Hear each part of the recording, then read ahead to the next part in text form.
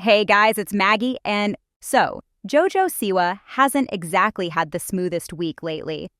She's been catching some flack online after the news broke that her team submitted her for the Grammys.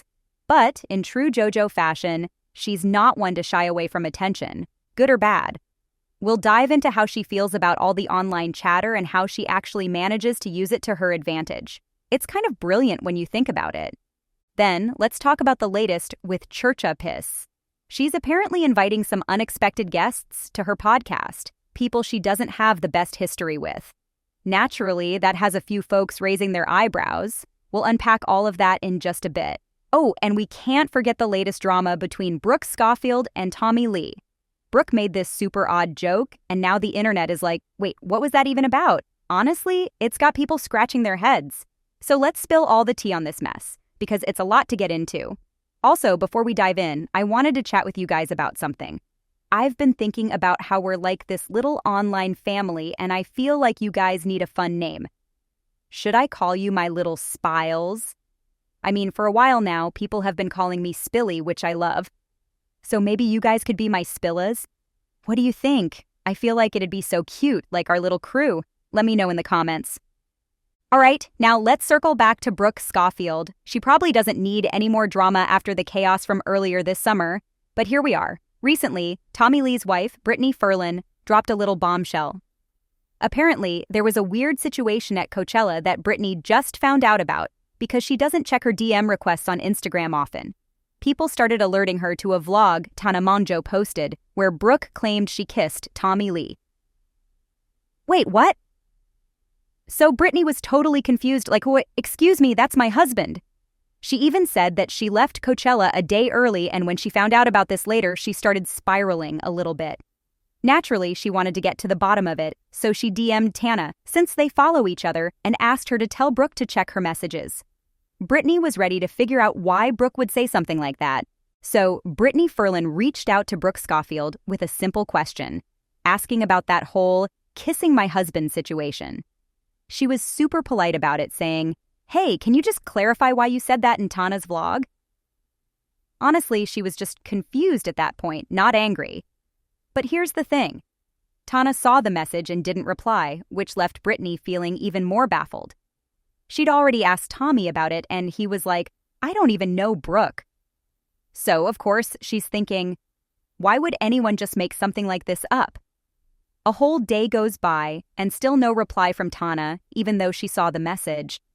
So, Brittany tries again and says something like, "Hey, I saw you saw my message. Can you just be a girl's girl and let me know what's going on?" She finally heard back from Tana, who was super sweet about it. Tana was like, "Oh my gosh, I'm so sorry. We're on tour and I didn't realize this was a big deal.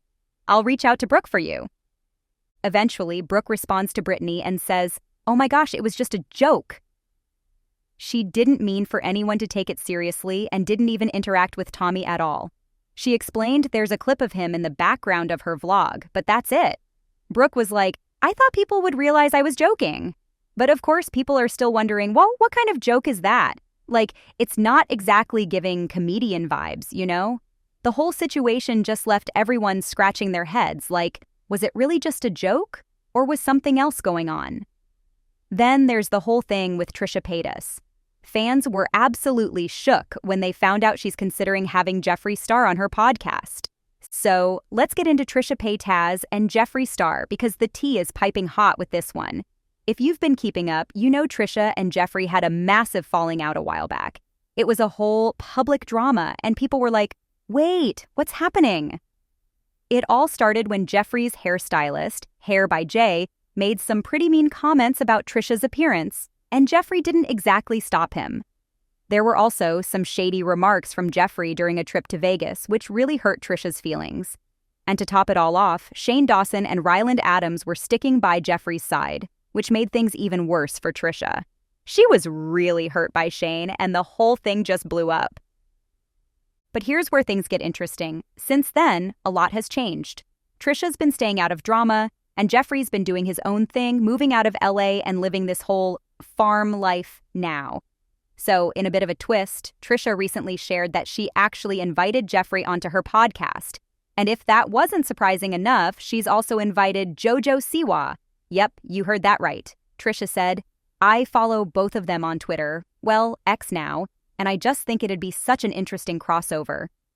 She even mentioned that while she's not necessarily co-signing everything Jeffrey's done, from a journalistic standpoint, there are questions that need answers. She said something like, "I don't want to be on bad terms with anyone, especially in the grand scheme of things. Like, yes, there were tough moments, but we've had apologies, and it'd be nice to just clear the air." As for JoJo, Trisha's always had a soft spot for her. She said she's been a fan for a long time and would love to have her on the show too. So people are definitely feeling some type of way about this whole Jeffree Star situation. One commenter was like, "Trisha, don't give Jeffree any of the clout you've built up from scratch. That man was still talking about you just last year." They went on to say, "You're in such a good place in your life now. Don't let Jeffree back in." Even though Trisha and her husband, Moses, were saying they had journalistic questions for Jeffree, people are still very unsure about it. Now, I'm kind of curious what JoJo Siwa's reaction to this invite will be, especially since Trisha has criticized her in the past for standing by Colleen Ballinger. Trisha has said that JoJo is young and has known Colleen for so long that maybe she can't fully see what's going on there, but still, the invite is out there. Would JoJo actually accept? I mean, probably not, but you never know. Wild things happen online every day, so who's to say? Speaking of JoJo, she's had quite the dramatic week after news dropped that her team submitted her for the Grammys. Honestly, I feel like it's one of those why not give it a shot moments, but I would be shocked if her name ended up on the nominees list. People have been losing their minds over this, especially since she was reportedly submitted for Best New Artist, Record of the Year, Best Pop Solo Performance, and even Best Music Video for Karma. The internet definitely had some thoughts. One person said, "Her confidence is inspiring me to apply to Harvard with a 1.0 GPA. Ouch!" Another commented, "She wasn't even the best singer on Karma. Is her team sabotaging her? Yikes." But there were a few people who came to her defense, saying, she did go mega viral for the song and the video. It's true, but others pointed out that she hasn't even been getting nominated at things like the VMAs. So the Grammys feels like a long shot. I have to admit, Karma was a moment. People were talking about it, making memes, and it definitely went viral. But not in the way that really shoots you to the top of the charts. She didn't exactly hit #1 on Billboard or anything like that. But hey, crazier things have happened when it comes to the Grammys. Tons of artists submit themselves, and we don't always hear about it unless it's someone like JoJo. And fun fact, there's been talk that Tate McRae isn't even eligible for Best New Artist this year, so there's always something unexpected in the mix. So, here's a little tea about Tate McRae.